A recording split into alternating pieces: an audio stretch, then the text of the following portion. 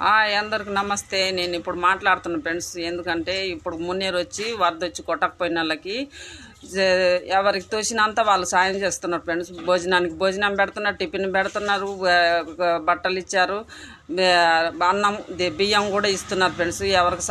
ఎవరికి తోచినంత వాళ్ళు సాయం చేస్తున్నారు. మీరు కూడా కాలువడ్లో సాయం చేయాలనుకుంటే చేయండి ఫ్రెండ్స్. ఇంత ఆర్థికంగా ఇబ్బందిలో బతుకుతున్నాము. ఇప్పుడు మేము వండుకొని జితిలో లేము కాబట్టి వాళ్ళే పెడుతున్నారు, మేము తింటున్నాము. కాలువడ్లో మొత్తం కూడా ఇట్లా ఉంది, ఆర్థికంగా ఇబ్బందిగా ఉంది. కాబట్టి మీరు కూడా మీకు తెలిసినంత సాయం చేయండి ఫ్రెండ్స్. మేము మీతో పంచుకుంటున్నాం మా కష్టాలు.